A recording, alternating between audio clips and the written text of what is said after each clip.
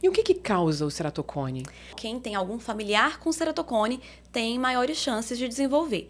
E o hábito de coçar e de esfregar o olho. Coçar os olhos pode desencadear, então, um O ceratocone, mesmo que ela não tenha Nenhum nenhum antecedente familiar, nada, né? Os pacientes que têm muita alergia, a rinite alérgica, que coçam muito o olho, esses pacientes têm maiores chances de desenvolver ceratocone. A gente pode falar também em cura? Não existe cura para ceratocone. Ela é uma doença progressiva. Então, se a gente consegue pegar ela ali bem no comecinho, a gente trata e esse ceratocone não evolui. Mas se às vezes o paciente não tem o diagnóstico, ou se ele deixa passar um tempo ali, esse ceratocone pode evoluir chegando a um transplante de córnea, por exemplo. Acontece normalmente numa fase da vida, numa determinada idade? Sim, sim. Antigamente a gente falava que entre ali os 12 anos até uns 25 anos é a fase onde mais surge, né? Mas hoje em dia a gente percebe até que está começando muito mais cedo. A gente tem crianças desenvolvendo ceratocone. Isso pode estar relacionado também ao excesso de tela? Com certeza. Porque quando a gente fica muito tempo na frente da tela, a gente pisca menos. E isso resseca o olho. O ideal é que as pessoas passem mesmo um colírio, mesmo que ela não tenha tantos sintomas de coceira?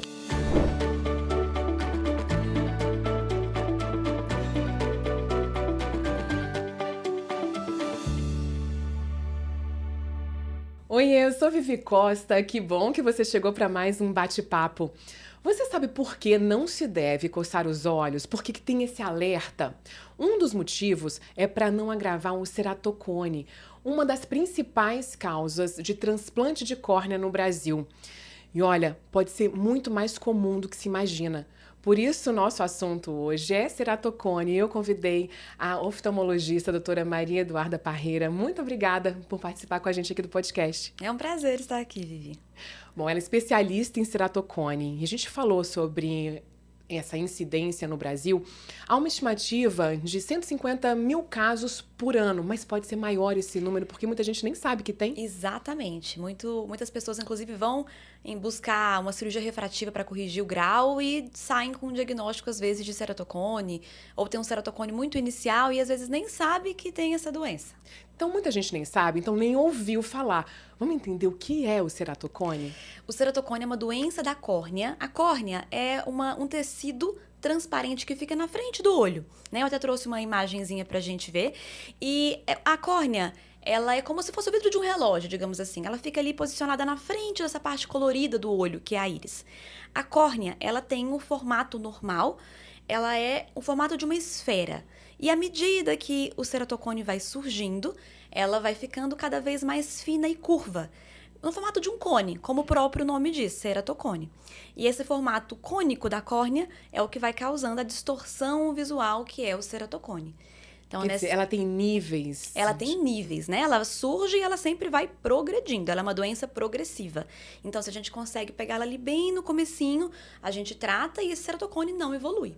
Mas se às vezes o paciente não tem o diagnóstico, ou se ele deixa passar um tempo ali, esse ceratocone pode evoluir chegando ali, como a gente começou o podcast, um transplante de córnea, por exemplo. Quer dizer, pode levar à cegueira.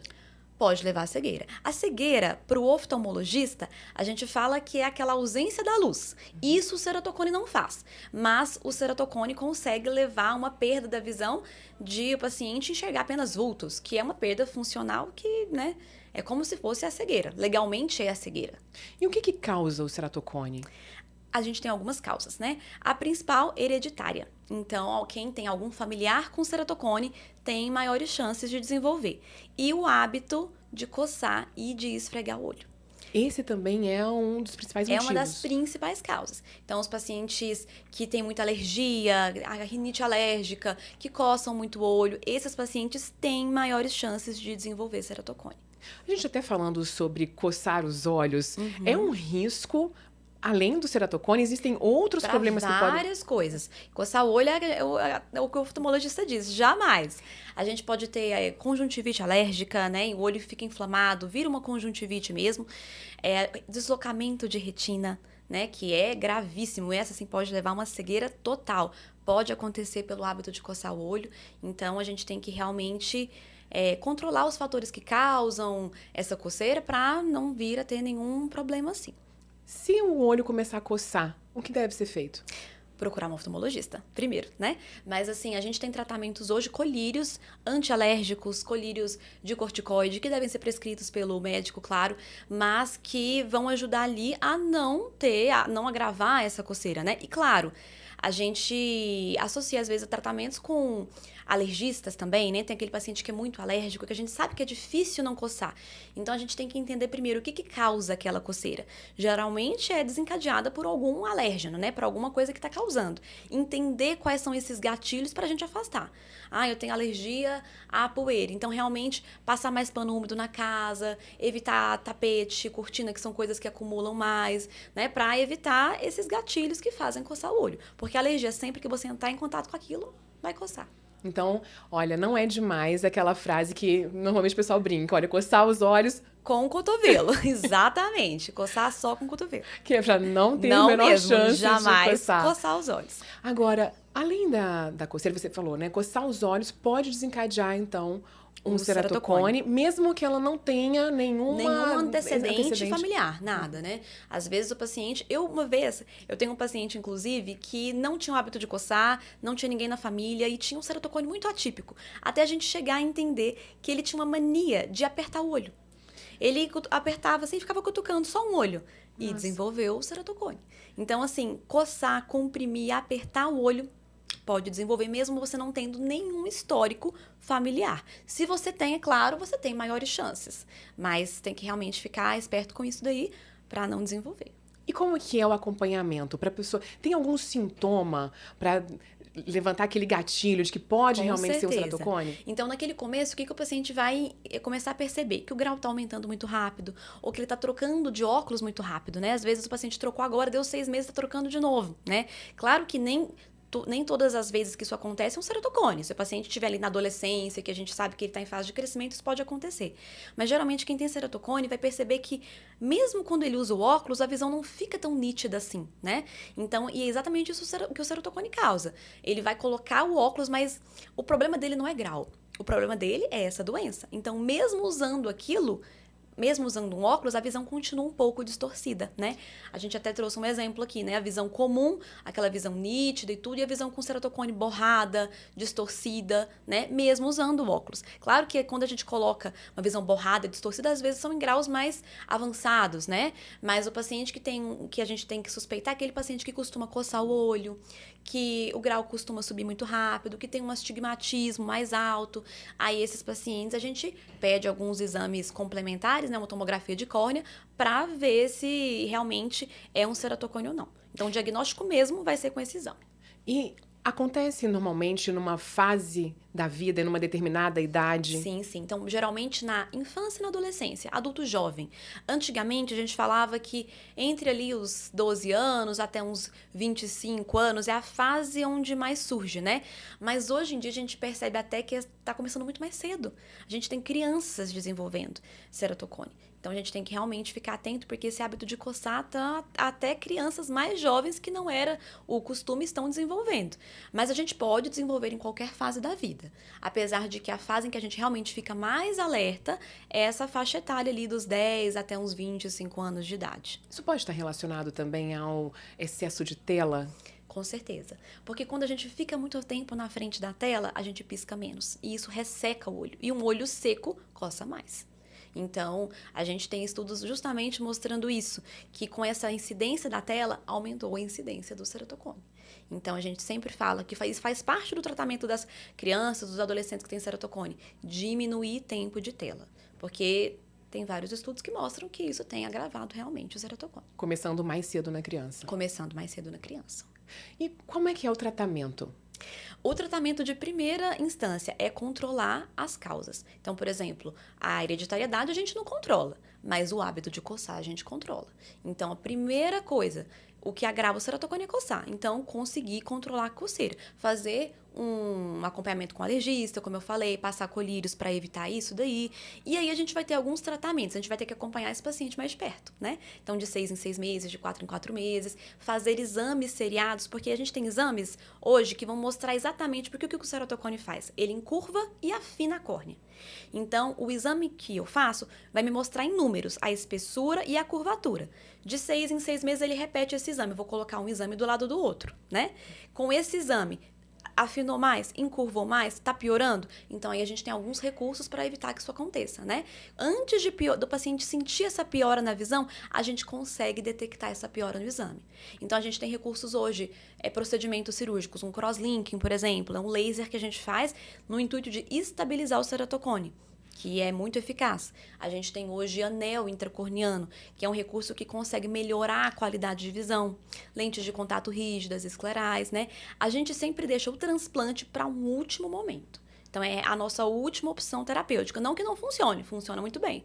Mas é uma cirurgia mais agressiva, né? Então, a gente sempre tenta deixar para um último momento mesmo. E nesse período de tratamento, consegue regredir a doença ou a gente pode falar também em cura? Não existe cura para ceratocone. E a regressão, ela não existe propriamente dita. Então, assim, o paciente ele não vai sozinho voltar com um grau menor de ceratocone. Por isso que é importantíssimo acompanhar, porque o que teve piora, teve. A gente não consegue regredir. O que a gente consegue fazer com o anel, que é um dos recursos terapêuticos, é conseguir moldar essa córnea, de maneira que esse ceratocone tenha uma melhora da qualidade de visão, né? Não é uma regressão propriamente dita, mas a gente consegue moldar essa córnea para o paciente ter uma qualidade visual melhor. Você falou sobre colírio. Uhum. Em determinado período do ano, com a seca, o ideal é que as pessoas passem mesmo um colírio, mesmo que ela não tenha tantos sintomas de coceira? Com certeza. Lubrificante para esses pacientes que têm esse histórico de ceratocone, ou para os pacientes que não têm, mas que têm esse hábito de coçar os olhos, a gente sempre orienta. Lubrificante, porque, como eu falei, olho seco coça mais, né? E até uns colírios antialérgicos. Então, o paciente, às vezes, que já coça, dependendo do caso, a gente deixa diário, todos os dias usar o colírio, para uma prevenção. Algum cuidado específico em relação a colírio? Do que usar, se está excedendo? Realmente, a gente tem que passar na consulta ali. Porque, por exemplo, o corticoide. Corticoide a gente passa excelente para alergia ocular na crise. Mas o uso excessivo pode causar catarata, aumento da pressão ocular. Então, a gente tem que tomar cuidado ali com algumas medicações. Mas lubrificantes, quando é lubrificante, sem ser aquele clareador, né? Esse pode ser usado à vontade, né? O colírio antialérgico, na dose que a gente passa, também o paciente já consegue ali se medicar tranquilamente, né? E as medicações de quando a alergia está um pouquinho mais grave, aí realmente a gente tem que controlar mais de pertinho. Até porque o transplante ele é feito pelo serviço público. Sim, exatamente. O hospital particular também pode fazer, mas a fila é a mesma, né? A fila para transplante de córnea vai ser a mesma tanto num hospital público quanto num hospital privado. E hoje a gente fala em 150 mil transplantes, mas há uma fila longa de espera? Há uma fila longa de espera, né? E existem fases do ano, porque a gente capta, é um tecido vivo, né? São doadores, né? Que, claro, né? É um tecido de uma pessoa que faleceu, que é doadora de órgãos, né? Então, isso vai depender da quantidade de doadores que tiveram, né? Fases. Então, teve a época do Covid, que atrapalhou um pouquinho essa questão da doação de órgãos, né? Então, tem época do ano que a fila tá rápida, tem época do ano que ela estende um pouquinho mais. Existe, assim, quais são as principais dúvidas que chegam para você em relação ao ceratocone? Olha, em relação ao ceratocone, se tem cura, que foi o que a gente conversou realmente, né? E, ai meu Deus, será que eu vou ter que fazer um transplante de córnea? E é o que a gente conversou. O transplante, a gente realmente, ele é uma cirurgia muito eficaz, mas o transplante, a gente transplanta um tecido vivo, né? Então, aquele tecido, de certa maneira, ele tem uma validade. Então, a pessoa que foi submetida a um transplante, ele vai durar ali, se correr tudo muito bem, de 20 a 30 anos. E pensando num paciente que tem, às vezes, 12, 14 anos, que a gente espera que viva muitos anos, a gente tenta realmente prorrogar o máximo possível, né? Agora, realmente, chegar até um transplante de córnea é o que vocês não querem. Existe todo um tratamento até chegar lá. Como não existe cura, Com esse tratamento, é possível, pelo menos, não regride, mas pelo menos estabilizar, Com parar? certeza, é todo o nosso propósito. A gente quer que estabilize. Mesmo o ceratocone, ele tem uma fase de progressão normal ali. Então, geralmente, quando o paciente chega nessa fase dos 25, dos 30 anos, ele já tende a estabilizar. Então, a doença ela é mais agressiva na infância, na adolescência, né? Então, geralmente, é a fase que a gente tem que ficar mais atenta, mais de olho. Então, esse paciente, quando ele já tiver os seus 30, 35, a chance dessa doença progredir, ela é menor. Existe? Claro, mas é uma chance menor, né? E a gente tem esses outros recursos, um crosslinking, um anel, que a gente indicando de maneira adequada, no momento certo, o paciente acompanhando direitinho ali, com regularidade, não coçando, a gente consegue estabilizar muito bem. Porque você conseguindo identificar logo cedo, o tratamento, ele é bem mais eficaz. Muito mais tranquilo, né? Não evolui tão rápido? Depende, tem doenças que realmente são mais agressivas, né? Mas se a gente pega no começo, a gente toma atitude mais cedo, né? Então, a gente já entra com estratégias para isso, realmente, para a gente conseguir estabilizar. Porque, como a gente conversou, não tem uma regressão. Então, se o paciente chega para mim com um ceratocone já avançado, eu não consigo regredir, né? Eu não consigo fazer com que ele chegue num ceratocone inicial. Mas a gente consegue adaptar uma lente de contato rígida, uma lente de contato escleral, para deixar essa visão desse paciente o mais próxima do normal possível. Se ele não se identifica muito, não fica muito confortável com a lente, tem outro recurso? A gente consegue o anel. O anel, ele consegue regularizar mais a córnea, porque lembra, o ceratocone é a córnea mais bicuda, digamos assim, né? No formato de um cone. Então, a gente pode fazer essa cirurgia de anel, que vai tracionar a córnea para ela ficar o máximo possível dentro de um formato mais normal. Então, geralmente, o anel consegue dar uma visão de muito mais qualidade, né, para o paciente. Claro que também depende do estágio. Então, se a gente pega um paciente que tem um ceratocone muito avançado, que a córnea já é muito fina, a gente às vezes não consegue fazer o anel mais. Aí, realmente, sobraria um transplante de córnea. Bom, eu imagino que a gente tenha tirado aqui várias dúvidas. Você volta e meia tira dúvidas também no seu perfil no Instagram. Sim, com certeza. Qual é o seu perfil? doutora.Maria Eduarda P. Então, se alguém tiver mais qualquer dúvida, pode também acompanhar os seus vídeos, né? Pode mandar mensagem que eu sempre respondo vocês. Olha, muito obrigada por tirar as nossas dúvidas. Foi o meu prazer, muito obrigada. Eu espero também que vocês tenham ficado mais atentos, né? Que consigam agora ter mais atenção em relação a esses problemas de visão, a não coçar os olhos, que a gente tenha contribuído, ajudado também você a ter uma visão melhor. Obrigada, um beijo, até a próxima. Até a próxima.